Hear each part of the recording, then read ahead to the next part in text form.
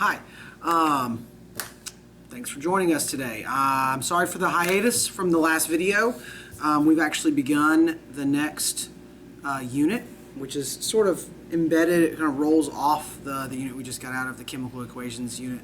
But I don't want to alarm you or anything like that. I know this video is going to seem brief, but I just want to really just lay out for you where we're going to be going in class from here on out. Now, hopefully the majority, most of the trend is kind of returning back to normal in-person situations. So hopefully we get back to that, and we can decrease some of the times we have to do it this way, the virtual remote videos, things like that. But we're coming towards the end of some of those.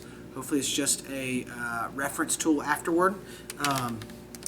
One way or the other, I just want to lay out where we're going. We're in stoichiometry. You can say that back to me, stoichiometry. You'll see it in a second when we go to the files. As always, you can go to the Google Drive and take a look at some of the files. Go look at our night chemistry class docs, and you'll see actually several different things. You'll see all of the units ahead of time. Especially the unit that we would be coming to next. So we just took the balancing and chemical equations exam, and so we're out of that unit, and we're into the moles and stoichiometry unit. So the numbering's a little off on some of these, but that's okay. The bottom line is that the titles are there. So we're in the moles and stoichiometry unit. That'd be the next number to follow in the sequence. And once again, this video is just to put the tools in your hands and let you go. I'm not going to teach very much just yet because I kind of want you to wrestle with it, and I honestly like you to try some of the worksheets and activities based on what the slides are teaching you, and kind of go from there. It's just verbalizing it often creates some obstacles. It's best to see it done, sort of see it performed. And it's just hard to perform on a board and be flexible and dynamic with a fixture of slides. I don't have the whiteboard to walk around with, things like that. I will teach this digitally, virtually, in a tutorial method, but I really just want you to go practice it yourself first. So from yesterday and today, it kind of gets you caught up. So this is where we are. It's Thursday for day 1 and day 2 of stoichiometry. And so we're just going to be diving right into stoichiometry. That's how it's spelled too. And once again, I'm just going to put the slides out for you. I'm going to show you where they are. I'm going to guide you through where we got to on our slides from in class, because they have the do nows and the whats and things like that. And so you're not going to be totally devoid as to what went on. Once again, not a live stream. It's going to be a tutorial method. I just feel like it's an easier thing for me to do. There's fewer hiccups involved in some of the formatting of the video. Nevertheless, let's just get straight to it. So first thing I have over here is the folder for moles and stoichiometry, and it's going to be kind of bare at first, but night chemistry class docs. We can get to this from Google Classroom. Of course, let me know, communicate with me what your issues are if they exist, and we'll make sure that everything gets squared away. So we're going to click on this folder, Moles and Stoichiometry, and we're going to look at the intro unit first. Okay. I've already deleted what is necessary, but these are the slides that we're going to walk through for this unit. The beginning of this unit, these slides will actually take you through midway through Monday.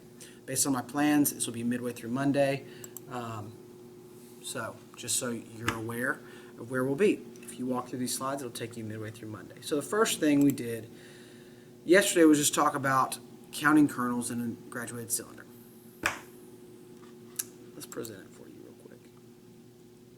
Now this isn't exactly, oh, you know what? I really don't want to present. I just forgot about that. I'm going to present it on my PowerPoint, exactly how it appears. Nevertheless, these slides exist for you to walk through. I want you to walk through them.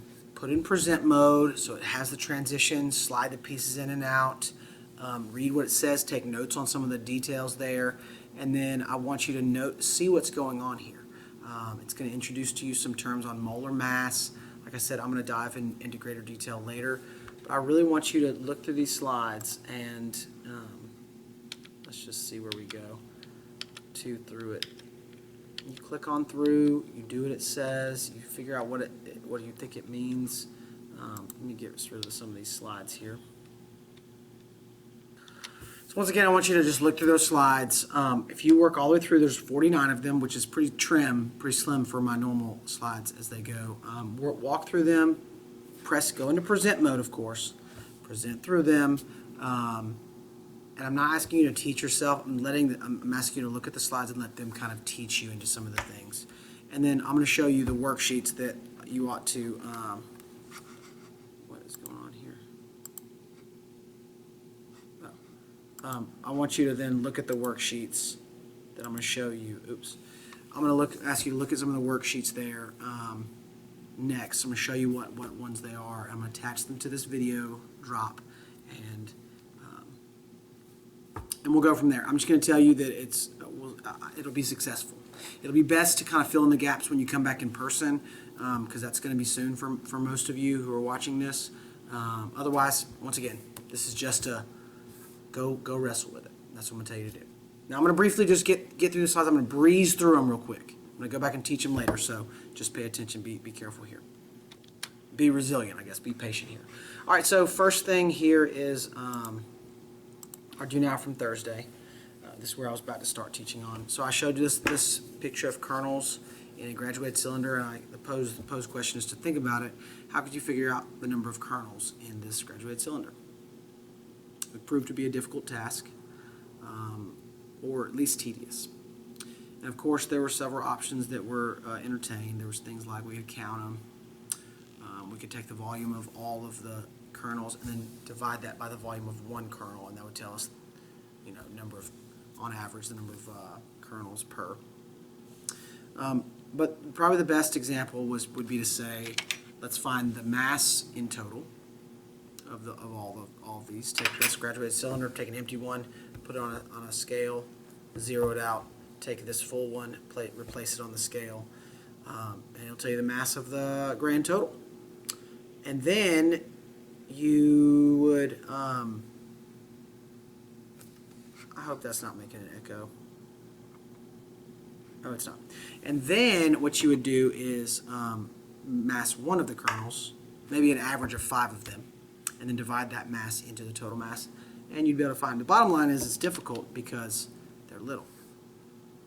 Now, if I were to ask you to do the same thing with this salt shaker, you would be like, well, that's even harder, right? It's more difficult.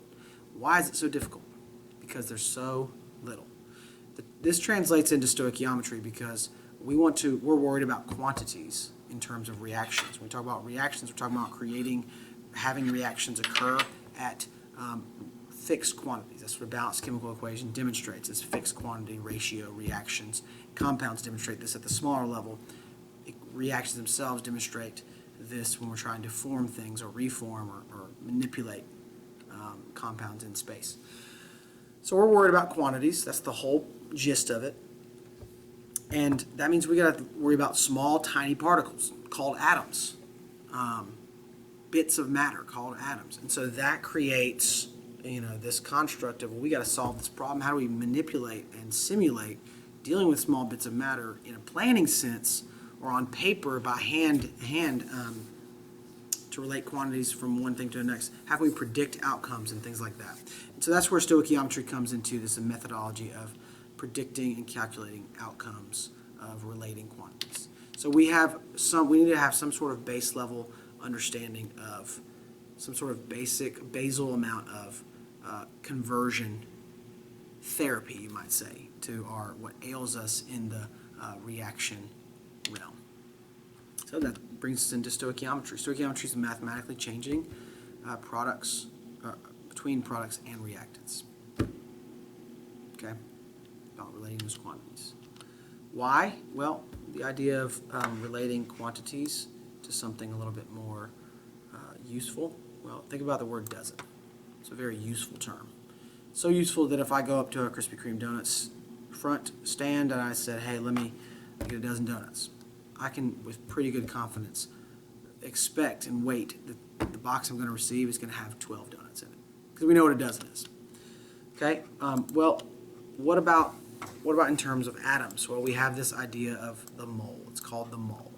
Mole. Scientist Avogadro came up with it.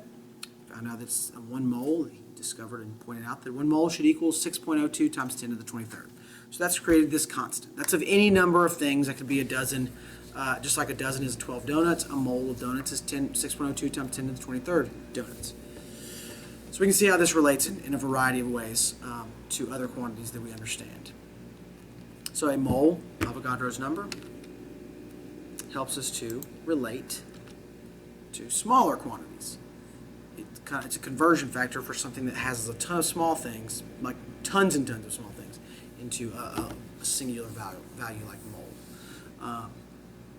And it turns out what his discovery indicated was that particle was not just any old random number, 6.02 times 10 to the 23rd, like, oh, let's just pick a really high number, because small bits of matter accumulate in large sums, such as that number, to give us the compounds and things like that we understand. No, it's not. It wasn't that simple. It turns out that number was very precise, that it equaled, that if I had that number of particles of any element or any compound on the periodic table, that number of particles weighs the gram amount of the atomic mass.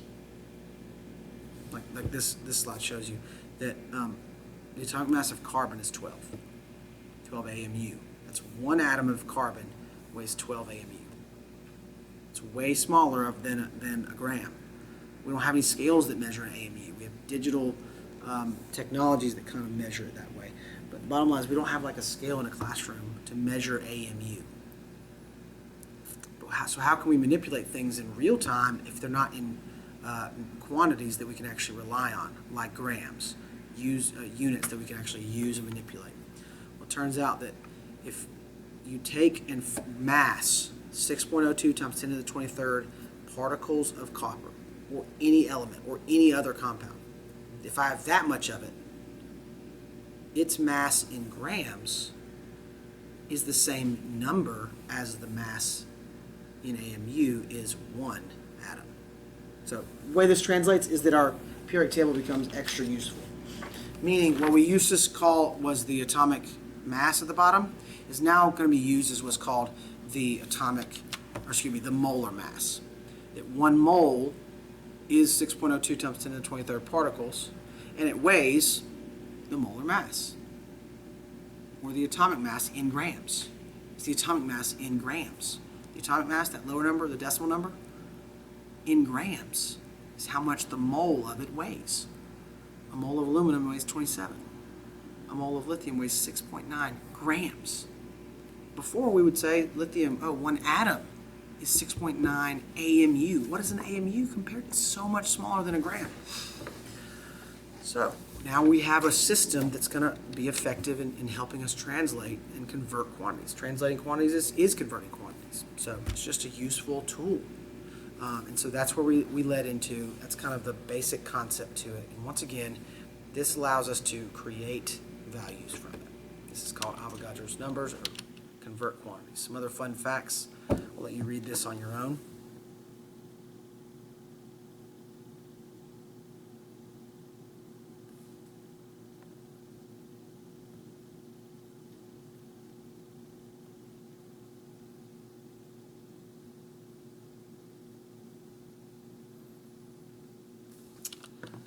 It's a big number. Mole of paper, I'll let you read it. Mole of seconds. Mole of blood cells. And a mole of sand. Interesting little facts to note about a mole. We have molar mass. Definition, good things to note. Notice the units are grams per mole. And then we look at calculating molar mass, which is really just looking at the periodic table.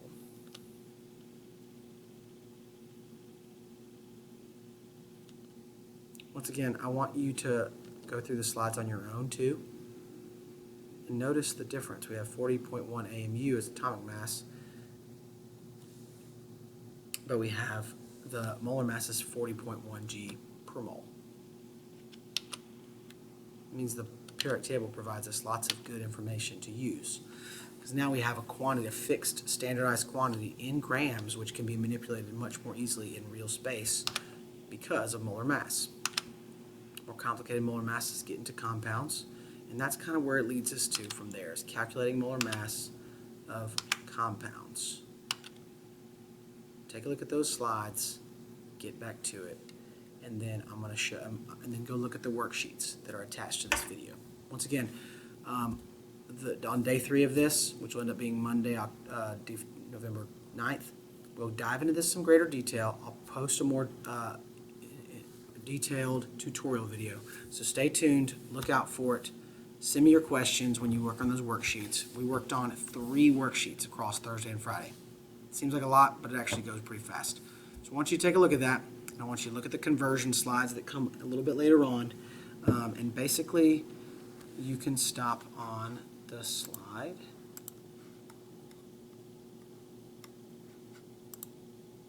I can show you the answers to these slides, but this is like slide 17. If you get to slide 17, you've had enough that we've gotten through in class. You can work on the worksheets 1 through 3 and even dive into the next one. It's actually self-explanatory on percent composition. So take a look at that. Good luck. Let me know. Communicate. I'm reasonable. You be reasonable. Let's get after it. It's going to be it's a struggle always. This is the toughest unit. This is the pinnacle of the chemistry year. So that's good news and bad news, but the challenge is always worth it. So let's get after it. Go Dogs. Let's see how this goes.